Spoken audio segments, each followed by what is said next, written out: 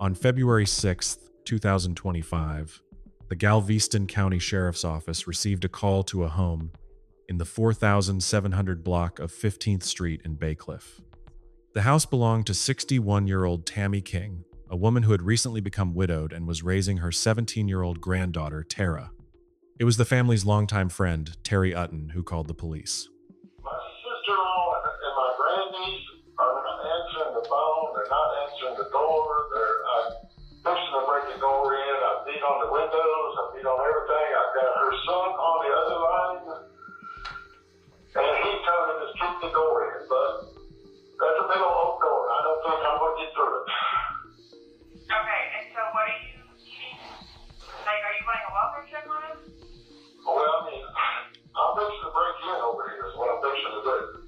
Because there's two women in there, and neither one of them's answering. They haven't answered in a day and a half. Terry met the sheriff's deputies outside the house and explained why he had become concerned. The last time he had spoken with Tammy was on Wednesday at around 10 p.m. By then, 2 days had passed, but she had not responded to any of his calls or messages. He then contacted Tammy's son, Christopher, by phone, who was Tara's father. Chris also admitted that he had not heard anything from either his mother or his daughter for several days. Based on the limited information they had, the sheriff's deputies did not have legal grounds to force their way into the home. Almost nothing could be seen through the windows, and all the doors were locked. But while law enforcement could not enter the house, that did not stop Terry. He broke the glass on the back door and unlocked it. However, when he tried to open the door, he discovered that a dryer from the utility room had been pushed tightly against it from the inside, along with other items, including a large mattress. Looking inside, Terry saw that the house was in complete disarray. On top of that, the door could not be opened wide enough for anyone to get inside. Oh my God. Desperate to get into the house, Terry received permission from Tammy's son to break a window in the bathroom. In front of the sheriff's deputies, he did exactly that. Using a nearby picnic table, Terry climbed inside through the window. Okay, he's gonna go check, lock the front door for us, and we'll help you look around. Terry spent less than a minute inside the house. By the time the sheriff's deputies walked around the home to meet him, he was already coming out through the front door. The man was stunned. Without saying a word, he simply pointed toward what he had discovered inside. Tammy King was lying on her back in her bedroom on the bed. Sheets and blankets had been carelessly thrown over her body. Tammy had a fatal gunshot wound to her head. Initial estimates suggested that she had been dead for at least a day. Terry told the sheriff's deputies that when he saw Tammy lying on the bed, he did not have the courage to look into Tara's room, afraid he would find her in the same condition. After a complete search of the house, it became clear that no one else was inside, neither alive nor dead. Terry Utton had known Tammy King for more than 40 years. They met back in the 1980s when their husbands and wives were siblings. The couples Terry and his wife Sandy, as well as Tammy and her husband Butch, had always been extremely close friends. In recent years, both Sandy and Butch, the sister and brother, had passed away. After decades of friendship, the widow and widower began a romantic relationship. About 6 months before Tammy's death, she and Terry had found happiness together. They truly loved each other and were deeply attached. Terry was also close with Tammy's granddaughter, his great-niece by marriage, and had watched her grow up. Guys, I'll take a quick moment of your time. I'm really curious where my audience is watching from, so I'd love for you to tell me what city you're watching this video from and what time it is for you right now. Thank you for your attention. Let me know in the comments, and I'll continue. Is the water cold? No, it's not. Tell everybody hi. Hi. So we're at the beach. Are you doing a Facebook Live? Yes. Cool. Oh no, I'm just doing a video of you. By February 2025, Tara was no longer the little girl who used to joke around with her grandmother at the beach. At 17 years old, she had become much more independent and preferred spending almost all of her time with her new boyfriend, 18-year-old Uriah Urick. Uriah, who was often called by the nickname Percy, was no longer in school, but he also did not have a job yet. The couple had neither driver's licenses nor their own vehicle. They spent most of their time at Tammy's house. But after Tammy was found dead, neither Tara nor Uriah could be located. When investigators entered the house, there were no signs of forced entry, aside from the damage Terry had caused earlier in the presence of the sheriff's deputies. Inside, the house looked as if it had been completely turned upside down. There were also obvious signs of a burglary. In the middle of the living room floor sat an open bag of dog food and several bowls filled with water, yet there was no dog anywhere on the property. Investigators soon discovered that Tammy's late husband, Butch, owned a gun store. After his death, a significant portion of the inventory became Tammy's property, meaning the house was literally filled with firearms. 2 rifles lying on the couch had previously been stored near the Christmas tree. Other weapons were found behind the couch itself. Shotguns and cash were scattered around the living room. Most of the firearms investigators found were hidden inside containers in Tammy's bedroom, in her closet, and in several safes. However, some of the safes were open and suspiciously empty. Despite the chaos inside the house, there were no signs of a struggle. Everything indicated that Tammy's bedroom was the location where the murder took place. The only exceptions were several personal belongings with what appeared to be bloodstains. In the living room, investigators found a white woman's purse with a drop of blood on it. They believed that during the fatal shooting, the purse had been in the bedroom and was later moved through the kitchen, where dirty dishes and partially eaten food remained on the counter. After that, investigators examined the utility room at the back of the house. The dryer, which was normally kept beside the washing machine, had been pushed against the back door. A mattress had been placed on top of it. The front door was also blocked by various objects, but Terry had already moved them so law enforcement could get inside. Many of the windows throughout the house had also been blocked. Whoever killed Tammy King had clearly tried to keep her body hidden from outside eyes for as long as possible.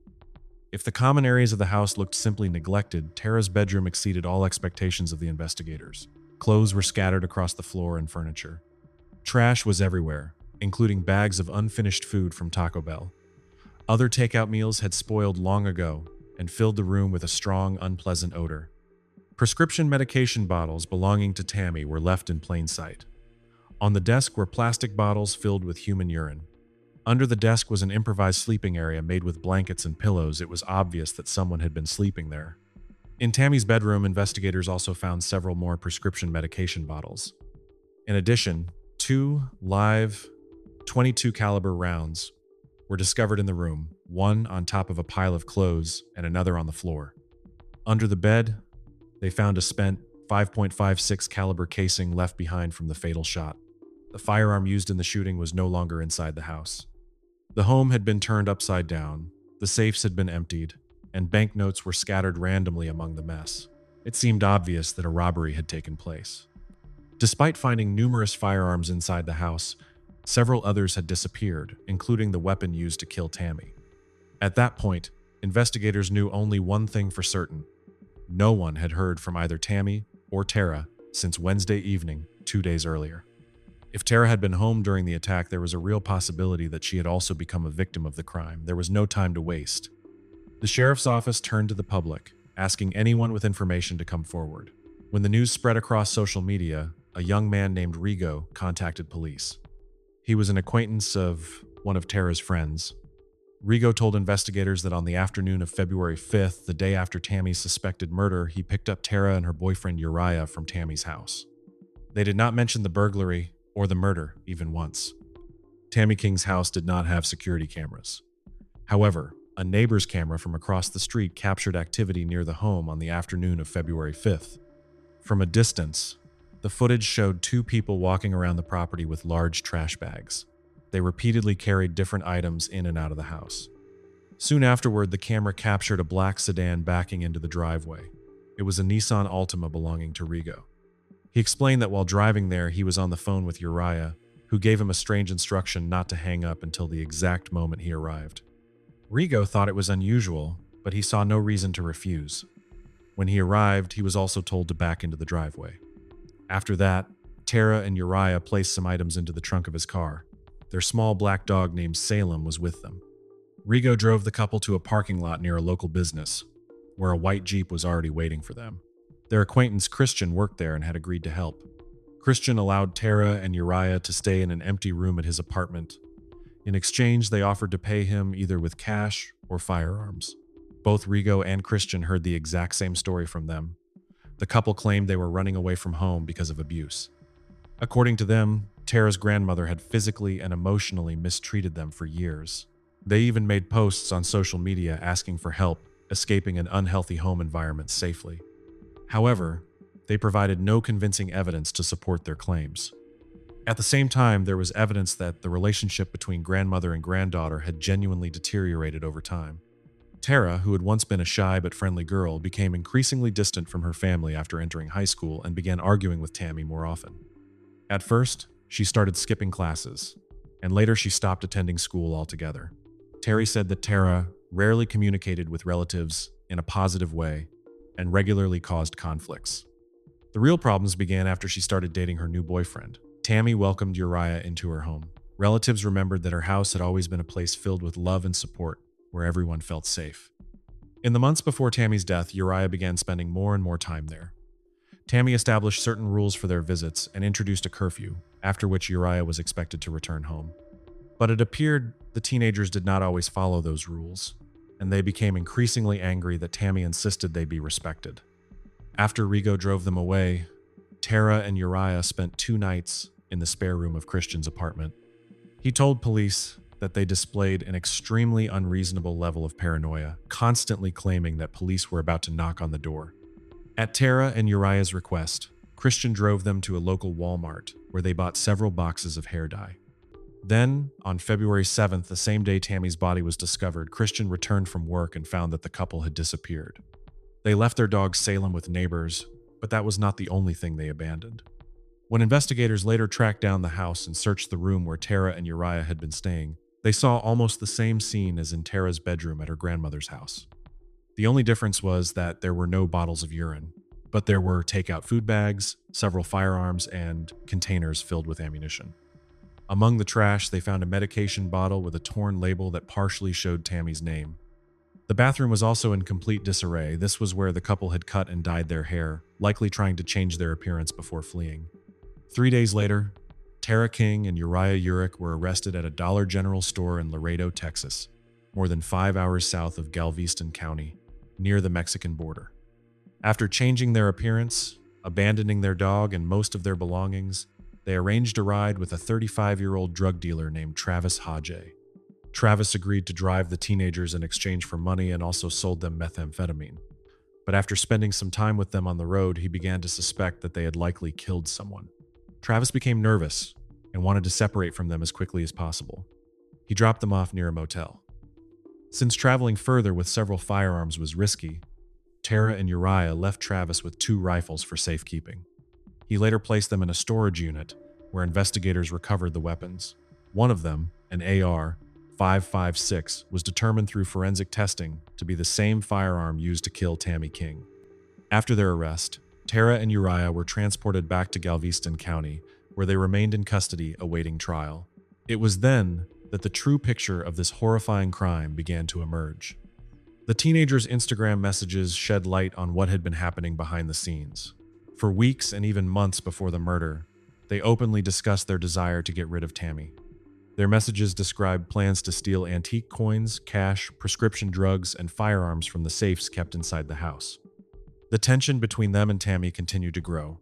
The reasons included constant arguments over Tara skipping school, neglecting personal hygiene, and especially over Tammy refusing to allow Uriah to stay overnight.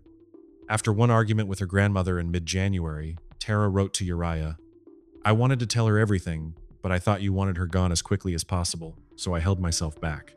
He responded, "I don't want to kill her if it ruins our lives or if you don't actually want this. I hate her. Oh my God." A few days later, their final decision to act began taking shape. Tara wrote, "I had a panic attack. I know. I'm so sorry. I didn't shoot her because I thought you would regret it afterward, but I'll regret it myself because I want to kill her." 10 days before Tammy's death, Tara wrote that she had been tempted by the idea of stabbing her grandmother. Uriah advised her not to attack with a knife because Tammy could fight back. In his opinion, it would be better if they did it together. He wrote, "Let me handle this. I'll disable her, and then I'll give you the gun." At the end of the message, he added a smiling emoji. Their conversations continued all the way until the day Tammy was killed. One of Uriah's final messages said, "We're leaving at sunrise." For the couple, this murder was supposed to be the beginning of their new life together. After the crime, they recorded several short videos while walking through the house and gathering belongings. They took medication, firearms, and Tammy's bank cards. The transaction history in the Cash App account used by Tara showed numerous attempts to transfer money from her grandmother's accounts into her own. At first, they tried transferring large amounts up to $10,000 at a time. When that failed, they began making smaller transfers, $200, then $300, then another $50. On the morning of February 6th, one of Tammy's bank accounts was successfully linked directly to Tara's Cash App account, allowing her to freely access the money. At the same time, the history of previous transactions before Tammy's death showed a completely different picture. The grandmother had almost never refused her granddaughter when her requests were reasonable. $50 for a new phone case, another $0 for food delivery. These were ordinary transfers. According to all accounts, Tammy was a loving grandmother who sincerely tried to help her granddaughter through a difficult period in her life. She only wanted to teach Tara responsibility. Tell everybody hi. Hi. So we're at the beach. Are you doing a Facebook Live? The claims the teenagers spread among acquaintances after the murder, as they tried to get help, that Tammy had been abusive toward them, turned out to be false. No evidence was ever found that Tammy was anything other than a loving, although sometimes exhausted grandmother. The trial of Uriah Urick on charges of aggravated murder began in November 2025. Prosecutors presented jurors with the story of a young couple in love who desperately wanted independence.